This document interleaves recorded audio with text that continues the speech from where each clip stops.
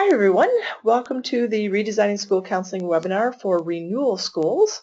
The focus of this webinar is to update your school counseling activities. My name is Sue Reynolds and I am president of the American Student Achievement Institute.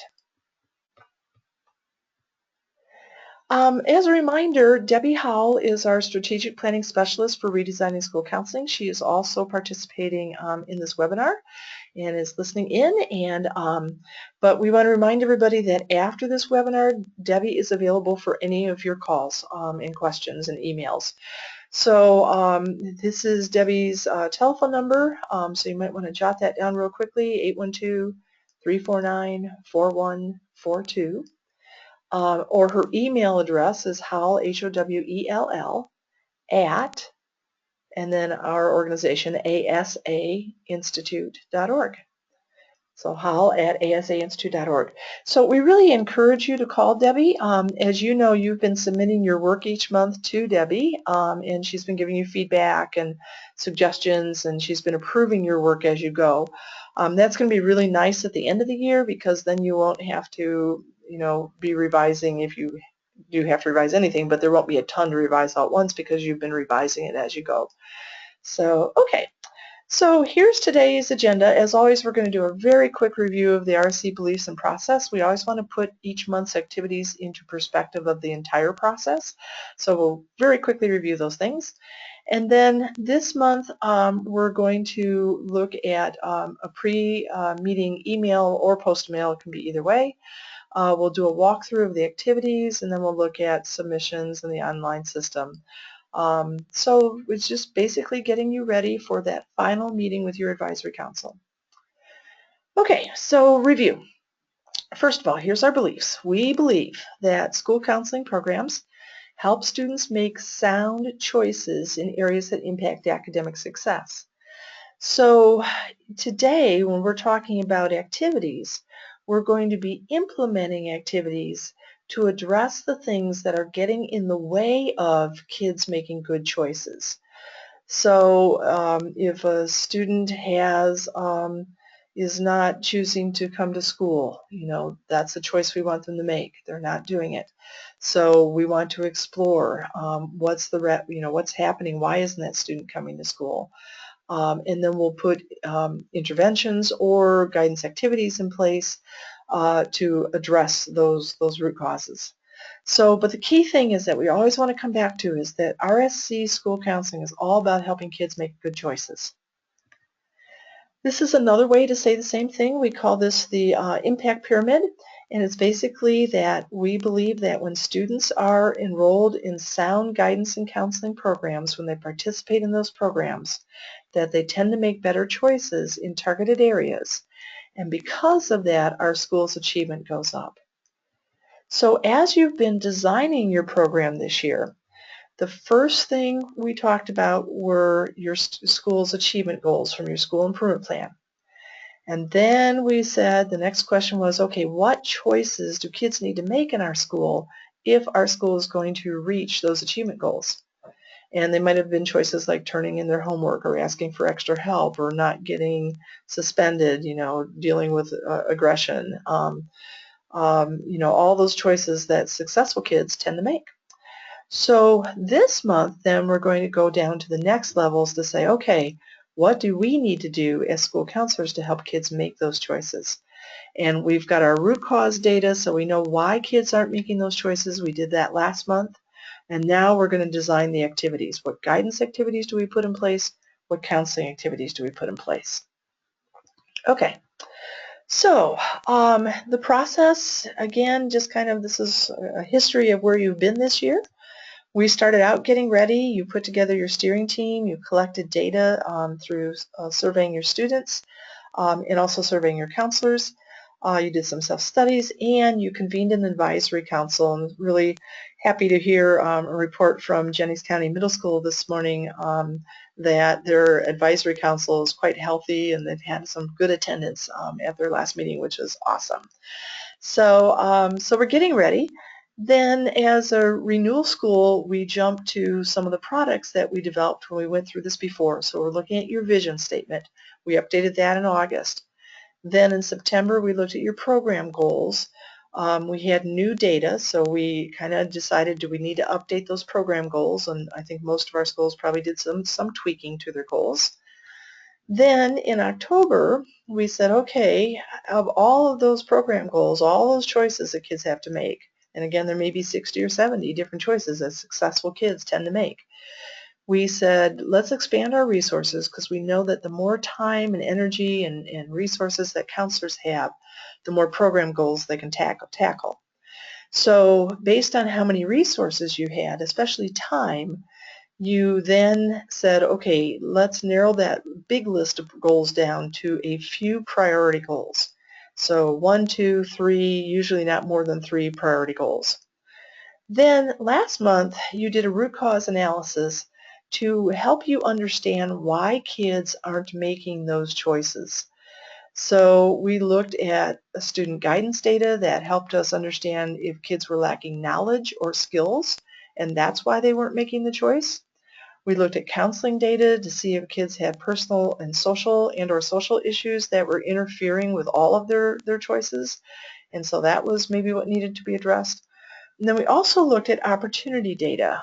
You looked at data for your schools that your counselors put into the system that said, okay, we provide these opportunities for kids, or the community provides these opportunities for kids, but our kids don't have this opportunity. You know, if one of your priority goals was that all students would take a career interest inventory, and then in your root cause analysis you discover that you've not given kids the opportunity to take a career interest inventory, then that's your root cause. So once we know what those root causes are, then we can design really targeted activities that will address those root causes. The thought is that when those root causes go away, then kids will start making good choices. So that's what we're talking about today. We're going to start selecting and designing, developing guidance activities, counseling, advocacy, and management activities that will address the root causes that are getting in the way of kids making good choices.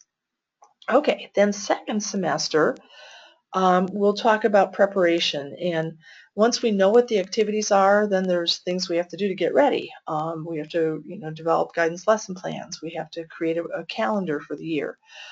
We have to get a budget if we have to get funding if there's some of our activities cost money. So second semester, we actually don't have another webinar until February, but in February we'll talk about getting ready to implement the activities that you designed this month. Okay, I'm not seeing any hands up. Anybody want to unmute and jump in with the question? Okay, I'm going to go on then. Okay, so this month we're talking about activities. This is one of my favorite parts. The resources I think that we provide for you are really rich, and I get really excited about it.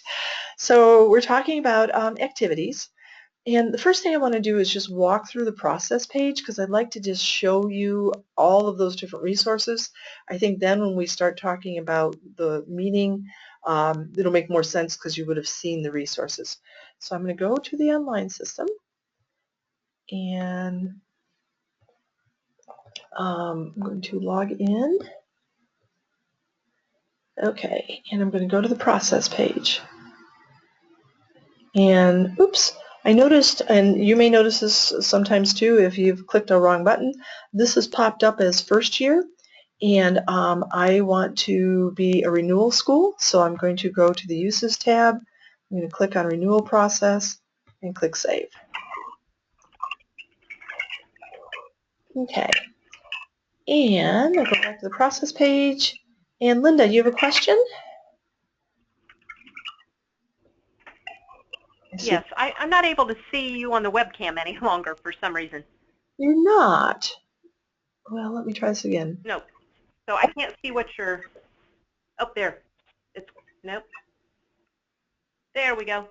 Okay, but you can see the screen, right? You can see the RSC page? No, I can't see. I see nothing. Now I'm seeing you. Okay, how about... What have I done wrong? Well, I think it's on... Let me see. Nope, that paused. How about Debbie? Can you see the screen? I think you probably would have popped in if you couldn't.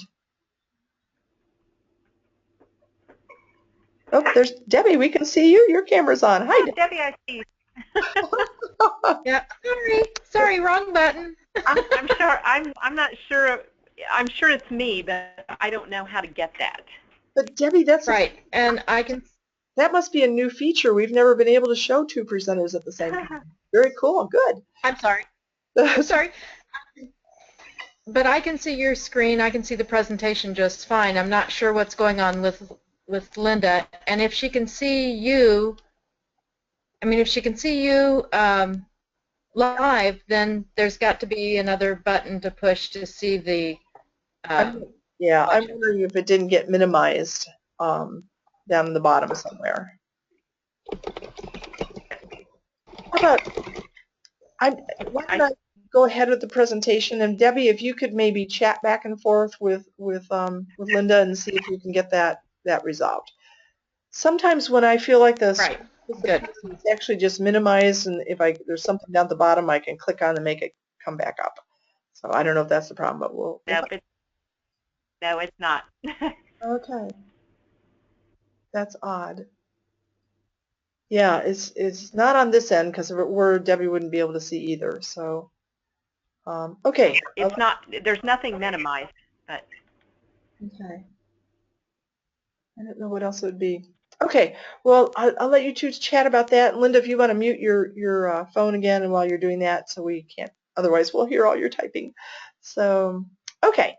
So I'm on the process page, and I am going to scroll down to this month's activities.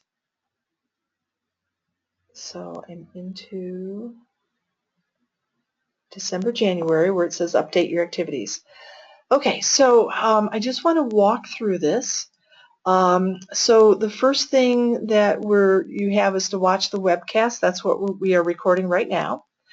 And then one of the first things you're going to do to get ready for your next meeting is to send a memo to your advisory council members. And I've already opened that up just to save us some time, but here's what it looks like.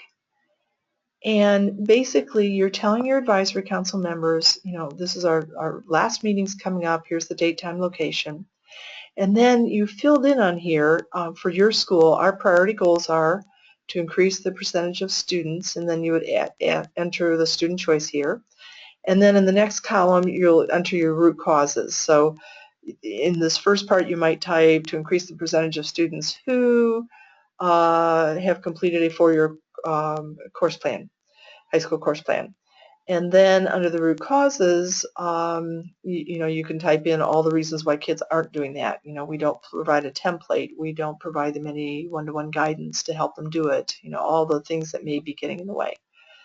Okay, then what we're inviting your advisory council to do before they come to your meeting is to start exploring some activities that would address those root causes. So we're saying the pre-meeting task is to search for guidance, counseling, and advocacy activities. We've defined those terms in case they forget from the last time we defined them, what those things mean. And then in step 2, we've given them some links where they can do activity searches.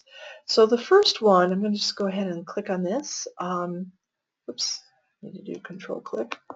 That will open that up. This has gone to a website where all of the RSC lesson plans that schools have given us permission to share are on that website.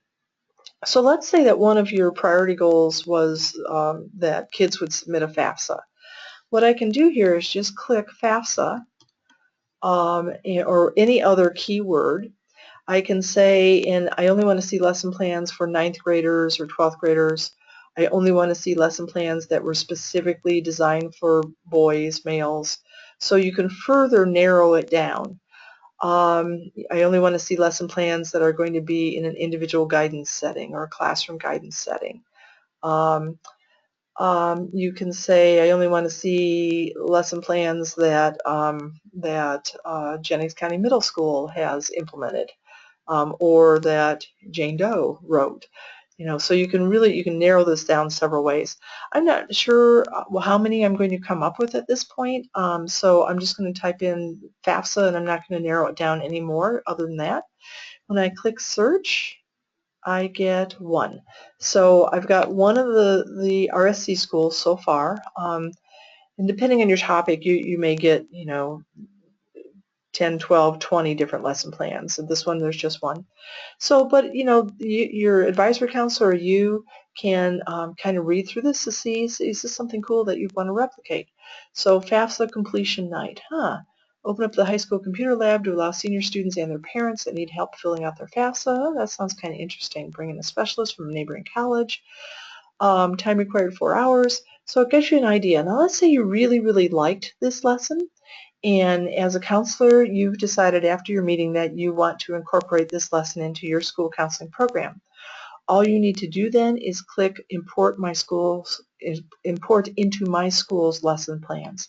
And all of this language then would immediately appear in your school counseling program online. You can edit it. Maybe you don't want to call it FAFSA completion night. Maybe you want to call it FAFSA extravaganza, or whatever. Although I like this term because it's really descriptive. So there's other things you can do. You can view the entire lesson plan report. You can view the full lesson plan, and then you can import it. The other thing that's in here that I think is interesting is that you see which school wrote this lesson plan, South Newton Senior High. They gave us permission to share this lesson plan. But you can also see that there's another school that's imported it. So somebody else thought that this was a pretty cool idea, and they are now using it in their school counseling program. And if I click on this, we know it's Taylor High School has imported this. When it imports, it comes in with a citation to the original author, and of course you should keep that on there so that the original author gets the credit for writing that lesson plan. Okay, so that's one resource that your council members have access to, and then the other one is a resource, a database of community-based guidance activities. So what we're hoping is that eventually your advisory council will start to think, hey, our church could help kids make that choice, or our Boy Scout troop could help kids make that choice. And so we're kind of planting that idea here. If they click on this database list, they go to another program that we've been implementing on behalf of Learn More in Indiana, called the College Success Coalition. So in here, if I write FAFSA, let's see if there's any community organizations that are doing it. And I'm not going to narrow down anymore. There's other ways you can narrow down, but let's just see what we get. So I click FAFSA, and I have 252 different community organizations that are doing activities around FAFSA. So I can kind of read through and see, who's doing what. Some of those organizations will be schools, but here's 21st Century Scholars that's implementing a FAFSA activity in Vincennes. So yeah, so it's kind of a way for community organizations to search. One of the things that I like to tell community organizations, and if you're talking publicly or doing a presentation publicly, the other thing you can click on this to narrow it down is the implementing organization type. So let's say that you've got somebody from the public library on your council. They can go in and say, gosh, show me what other libraries are doing around FAFSA. And I get 8 activities that different libraries are doing to help kids understand and submit FAFSAs. So Bloomfield Eastern, Greene County Public Library, Harrison Public Library, Tell City Public Library. So now if I'm the public library on your advisory council, I'm thinking, maybe it's not just the counselor that should be helping kids make these choices. I can do something too. And so we want everybody to start thinking about how can everybody start to help kids make these choices. Okay, so the folks now are coming to your meeting with ideas for different activities that they can do. And let's go back now to the process page, and so that's the memo. One thing you have to do before we can go further is to make sure that your current program activities are in here. So when I click on the Enter button, I get a list here of all of all the different activities that are in the system. And so what I want to do now is, based on my current practice, I just want to clean this up. So maybe I'm no longer doing the AP Summer Academy. I would delete that. And if there's if there's activities that I'm doing that the last time we filled this out, they weren't in the system, you weren't doing them, or for some reason they're not in the system, I can just click Enter and I can type in the new activity, title, description, type of activity, the goals. So if I click this, it brings up all of my program goals that I've already typed in here in the previous month. And then you just click off which program goals that activity is going to address, what grade levels the activity is for, and yeah, so you've got that all in there. So what we're doing is we are cleaning up this list of activities so that we can start to study it and see, is it the activities that we really want. If you did RSC many years ago, this might have all been paper and pencil for you at that point. So it may be that you have to get out the big paper document, find the activities section, and then you may be typing in every single one of your activities. That is kind of an investment of time, because you can see when you renew again 3 years from now, it's not going to take much time at all to just update everything.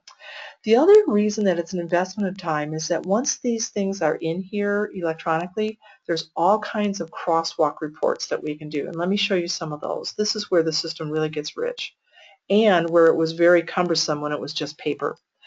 So the first thing let's do, so I've entered all my current program activities. I haven't had any discussion with my council yet. Nothing new, just currently what I'm doing right now, this year. So now I can look at a program goals crosswalk. So I'm just going to open this report.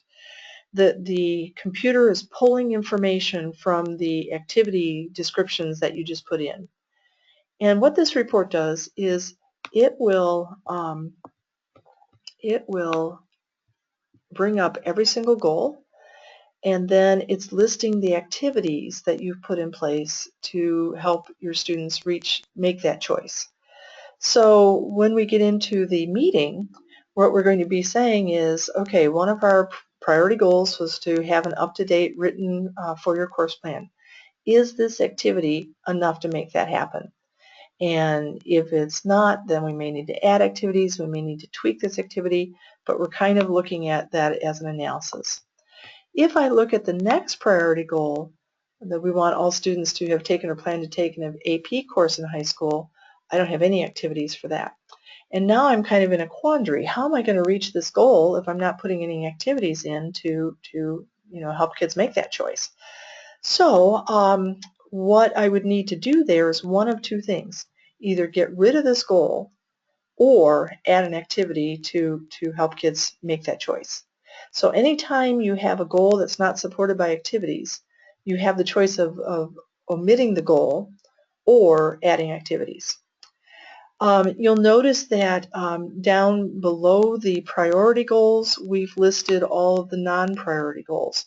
And it may be that there are non-priority goals that you don't have activities for because you're not focusing on them this year or next year in this plan.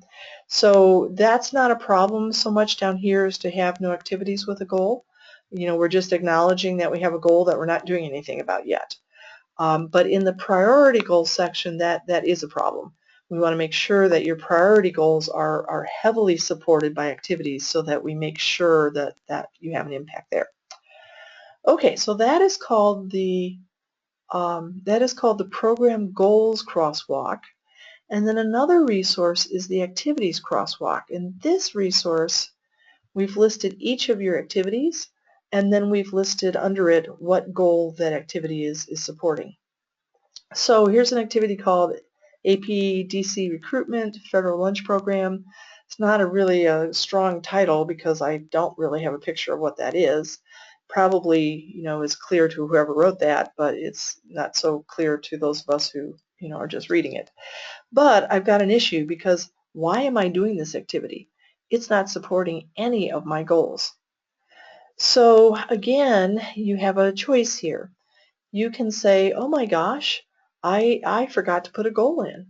One of my goals is to get more kids to choose to take an AP or dual credit class, and I forgot to put it in.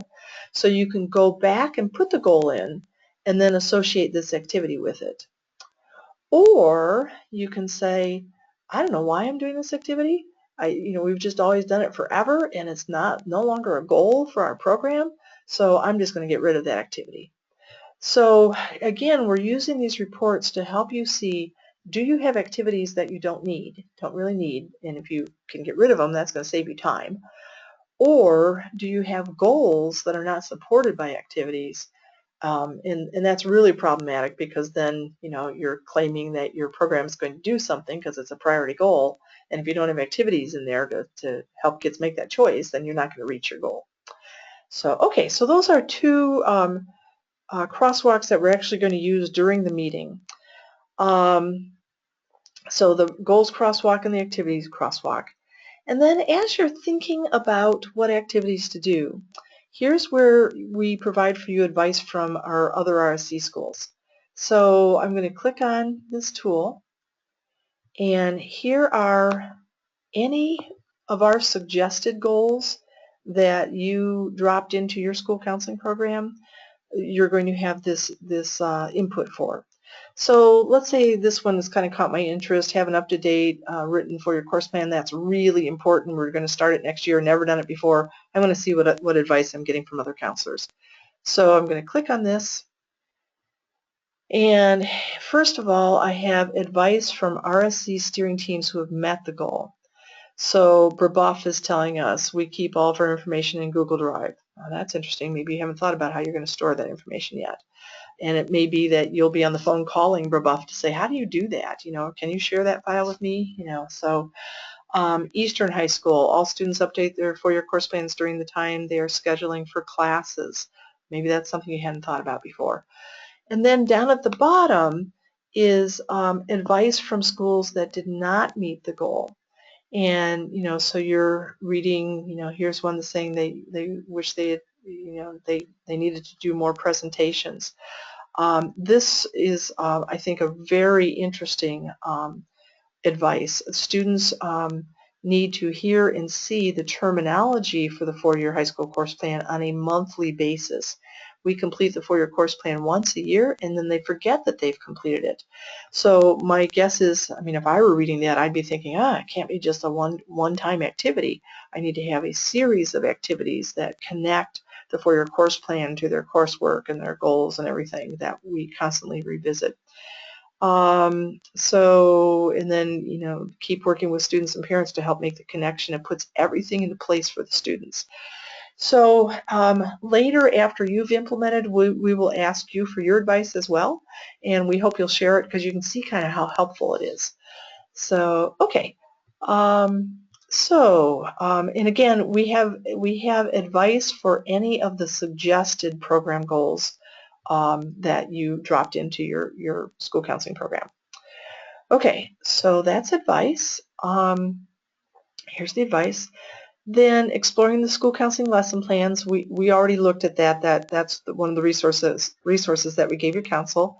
Explore community organization activities, that's one of the resources that we also gave your council. And then you're going to conduct your meeting.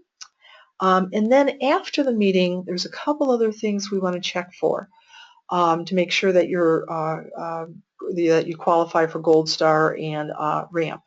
One is we need to make sure that your school counseling program is addressing guidance gaps. We want to make sure that you've looked at the student data to see, are there kids some groups of kids that are making sound choices at a lesser amount than their peers. So we want to make sure that you're addressing a guidance gap. So when I click on this report brings up all the different student groups, male, female, black, Asian, and you can see this school, decided not to focus on closing a guidance gap between males and females. There's nothing there. And as I scroll down, I'm seeing a lot of no associated activities, and I'm starting to wonder, ooh, did they even address a guidance gap? And I get down and I see that this activity that we really weren't sure what it was all about has been designed to target free and reduced lunch kids. So, and again, this activity title might have been more descriptive. It would have helped us a little bit understand what the focus of this activity was. But in terms of meeting the requirement to address a guidance gap, this school is going to do it through engaging free and reduced lunch kids in AP or dual credit. Yeah. Okay. And yeah, they had just one, which is fine. You might do more than one.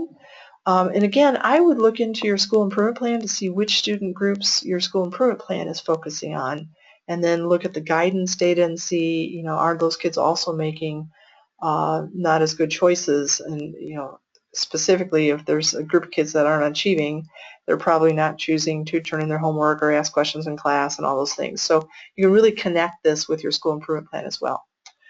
Okay, so that's the guidance gaps. And again, that's after this is kind of the final check. And then the other thing we have is the guidance standards crosswalk. This only applies to Indiana schools. In Indiana, for the Indiana Gold Star Award, all of the Indiana student standards for guidance have to be addressed by at least one activity. So this gives you the indicator, the guidance indicator, and then when you enter the activities, you link them to the guidance indicators that they address, and then those will pop up here. And I'm not sure for our demo school we have any in here. But when Debbie is monitoring, yeah, here's one where it's been done. So here's the guidance indicator, and then here's the activity that's going to help kids master that.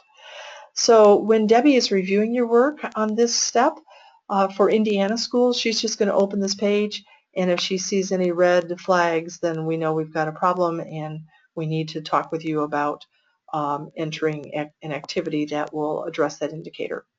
I also always like to point out here, a lot of times people kind of freak out because there's so many indicators, but each of these indicators links to a very specific piece of knowledge. And a lot of times it's possible to do like a presentation on post-secondary options in a high school, and that will enable you to check off 10, 15 different indicators that you've covered during that presentation. So remember too, it doesn't have to be just the school counselor that's implementing activities. It can be your family and consumer science teachers. It can be your health teachers, lots of different places. Homeroom teachers, doesn't have to be just a school counselor. Okay, so I think that kind of does it. After you've done the final two crosswalks, we just put in another link here where you can go back in and edit, update your program activities if you need to, and then the meeting minutes, and then the rubric items. Let's go real quickly, kind of doing things backwards today, but since we're here, let's look at the rubric items. So Gold Star applicants only, one or more activities are present for each of the Indiana Universal Student Standards for Guidance. And your group will be able to do that. In 2013 we had a hiccup and we couldn't, but you guys will be able to. So you've got at least one advocacy activity is present. So that would be an activity that's advocating for a specific student group. In the example that we just looked at, it was the free and reduced lunch kids. You've got at least one management activity is present. That's the behind-the-scenes things that you're doing to make sure that your program runs well. It could be doing an evaluation or participating in professional development. The activity title and the program are present. The description describes the activity in clear and concise terms. And the description includes which students will participate in the activity. So it might be all students will, meet with their English teacher to develop a four-year high school course plan. Or all ninth graders, or the advisor-advisee groups will do this, or the students participating in group counseling for aggression for students with aggression issues will participate in this. So we need to make sure that in the description you've identified which students are going to participate. Okay, and that allows, we've incorporated all the different rubric items for both Gold Star and Ask a Ramp into these rubric items, so please make sure that you do them, and this is what Debbie will be checking on. Okay, okay, now, so that's the online system. Now let's go back, and again, we're kind of doing this backwards of what we normally do. Let's walk through the presentation real quickly.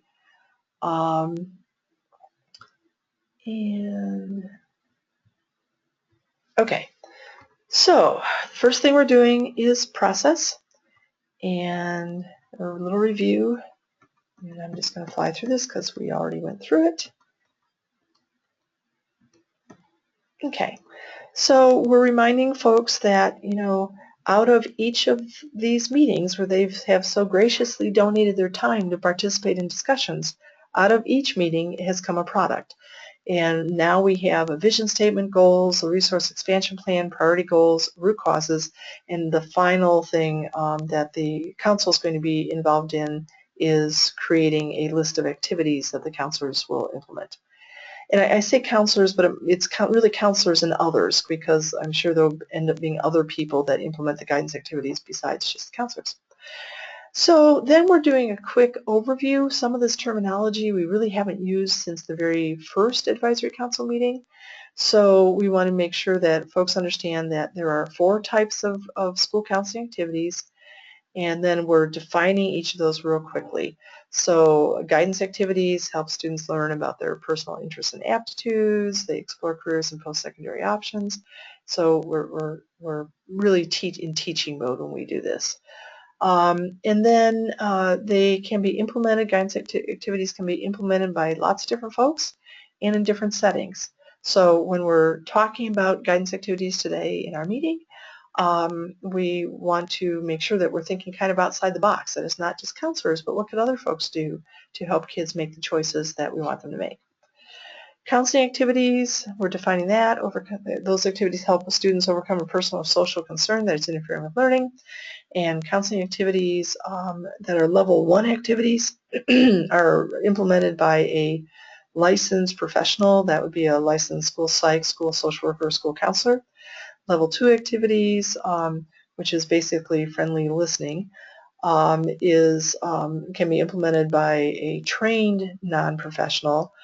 So somebody especially that has some training in the limits of confidentiality and the process if confidentiality needs to be broken. And then level 3 activities can be done by any caring adult. So, so we're kind of reviewing that terminology as well. And then we're emphasizing too that counseling activities can be done one-on-one, but they can also be done in a group setting. Okay. Advocacy activities are when we're working to change the learning environment for an individual student or a group of students. So there may be advocacy activities that we need to do. And then management activities are behind-the-scenes activities that support the school counseling program. And I will take these things out of here. I think I did a cut and paste and I forgot to take those out, so those should not be there. Okay. So, and then non-program activities, we want to include those in your program activities because we need to draw attention to the fact that we are implementing non-program activities. So non-program activities are activities that are not any of those other things. They're not guidance activities, counseling, advocacy, or management. They may be things that are really good for the school, like somebody has to maintain all the transcripts, somebody has to print report cards, somebody has to schedule teacher classes. But we just, we want to make sure that those things are listed in the activities that we do. but we also want to say these are not school counseling activities that we're doing. So, okay. Okay, then reviewing activity focus. So in this one, in this slide, we're wanting to remind people that we're not just randomly selecting activities, that the activities are helping to address a root cause that is getting in the way of one of our goals. So here's just an example. If our goal was to increase the percentage of free and reduced seniors who take an AP or dual credit course, well, what are some of the causes? Well, we learned that the students were not aware that we had AP and dual credit courses. We don't offer a lot of AP and dual credit courses, and we think that some students are not enrolling in those things because they can't afford the tuition or the test fee. So those are the root causes that our activities need to address. So as we're designing activities, then we might put in like a recruitment lunch to help kids be aware of AP and dual credit courses, summer academy where we give them a kind of a quick, 1 day or 2 day taste of what an AP class would be like, a personal invitation from the counselor or the teacher to enroll in the course. So the activities, what we want to get across on this slide is that, again, our activities are not random. We're not just doing something for fun or because it's cool or the school next door is doing it. Our activities are specifically designed to hit our root causes. Okay, so today the question is, what activities should we implement next year to address each root cause that is interfering with our program goals? And we're going to look at all 4 different kinds of activities. So the key question, do we have sufficient activities to impact each of the priority goals and its root causes? And if not, do we get rid of the goal? Do we revise the current activity, or do we add a new activity? That's question number 1. Question number 2 is, do we have sufficient activities to continue impacting our non-priority goals?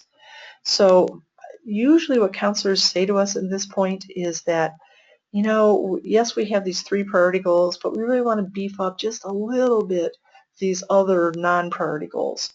So we want to ask that question. Let's look at our non-priority goals, and is there anything that we want to beef up a little bit? Not in a major way like our priority goals, but in a minor way. And if not, if we don't have sufficient activities, do we want to delete the goal? We've already said that with a non-priority goal, unless it's an Indiana school, for a non-priority goal, it's okay to not have activities listed with it. Or do you want to revise the current activity or add a new activity? So, okay. And then in question 3, do each of our activities support a program goal? And if not, why are we doing that activity? Do we need to get rid of it, or do we need to add a program goal?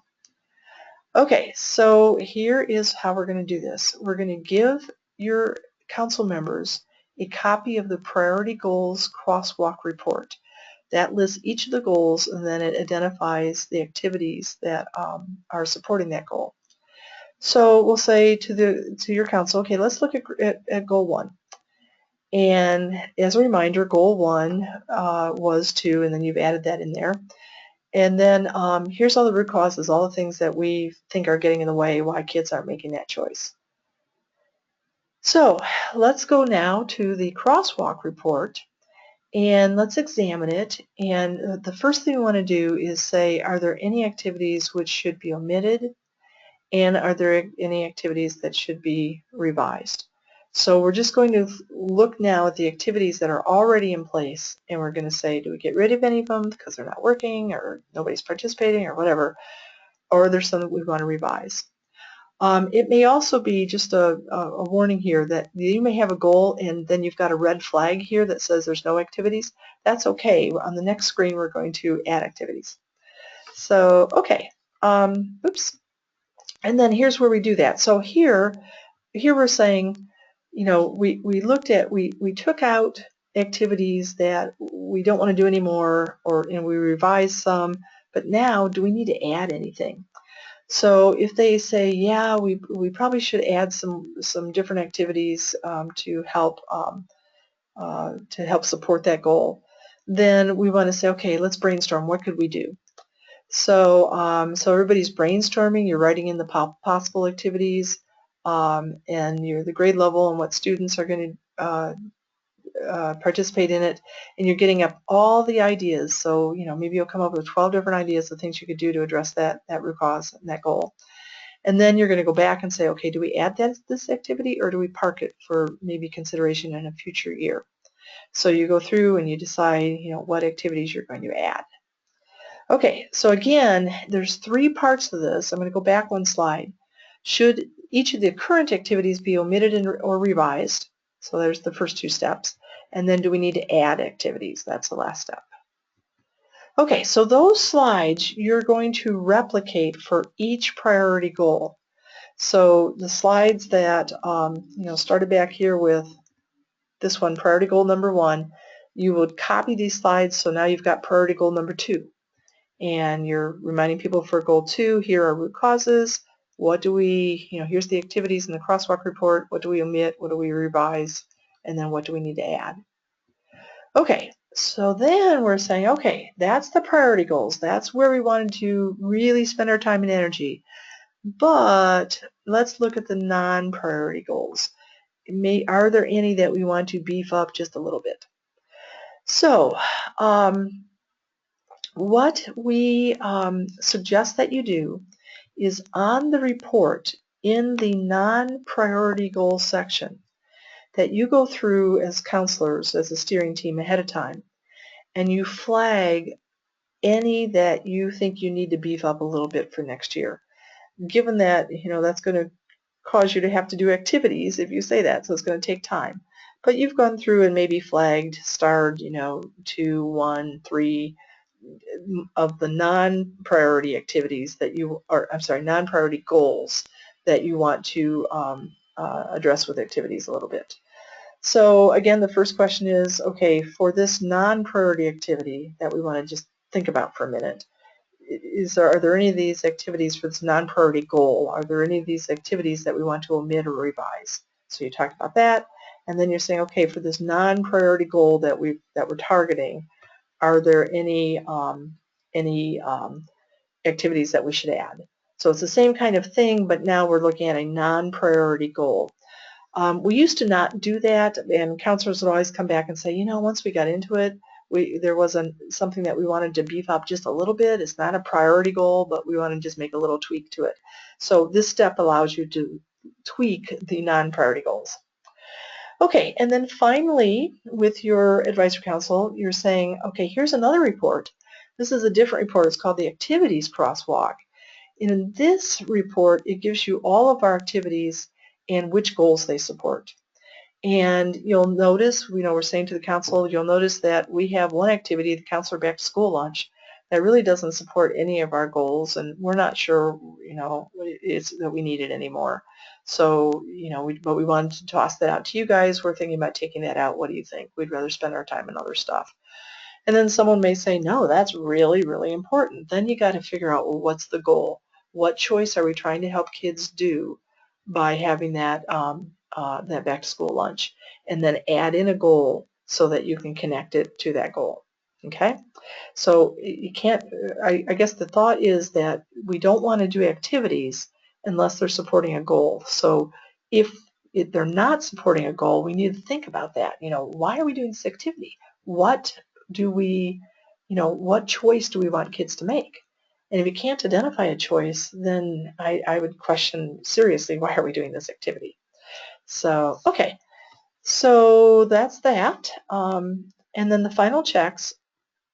So this is the last time you'll have to say to your advisory council, I'm overcommitted. I'm beyond my capacity to deliver this program. So we've now looked at all the activities that the counselors will be implementing next year. And we want to say one last time to everybody, this is how much time we said that we had available for next year. And, if you have 92% listed down here on non-program, we really need to think about, do we have the time available to implement everything that we said we're going to do? So the question is, we want to take, as a council, we want to take one last thought.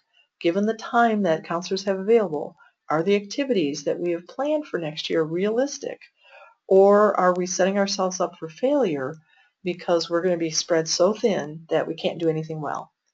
And if you're starting to feel overwhelmed at this point, that's a really good sign in the meeting that you need to have a talk about this and talk about either where you can expand your resources again so that somebody will step up and say, okay, I'll take some of that non-program junk so you can do the other, or to get rid of some of the activities and say, let's park this goal for a year from now because we just can't tackle 3 goals in a major way. We only can do 2. So again, this is your kind of last chance when the program is all in place to look at that. Okay, we're looking at resources. Given the resources that are available, do we have the capacity to implement all those activities? And you may say, no, we need money to buy software that goes with that activity. So now we know we need to do that second semester, find that funding. So, and then on this one, we want to make sure that the activities are meeting outside requirements. And this actually, we'll incorporate these into the rubric, but we want everyone to think about their own state laws or district requirements. For example, in Indiana, there's a state law that school students have to have an Indiana graduation plan. So we will need to make sure that at least one of your activities is going to result in students having an Indiana graduation plan for middle schools and high schools. So the RAMP award, does at least one activity address a specific student group? Does at least one activity involve group counseling? So, and again, we'll go back and change the rubric. I think it's just the slide. I think the system's fine. I just need to update that slide. So does at least one activity involve group counseling? That's a requirement. And then for the Gold Star Award, does at least one activity address a specific student group? So that's similar to RAMP.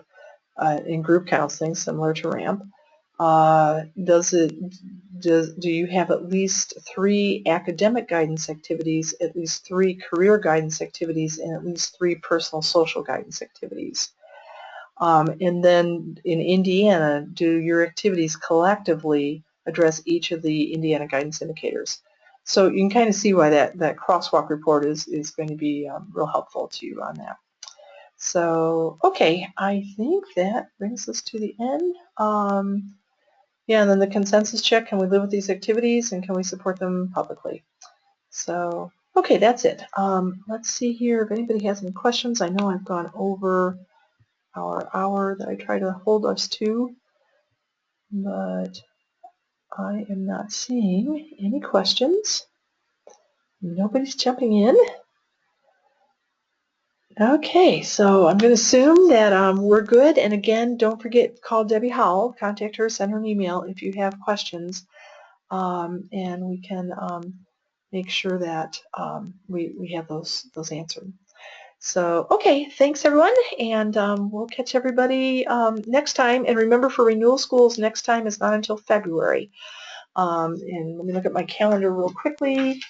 It is February 2nd, Groundhog Day, is our next webinar, and then the one after that is in May, where we talk about the year-end tasks.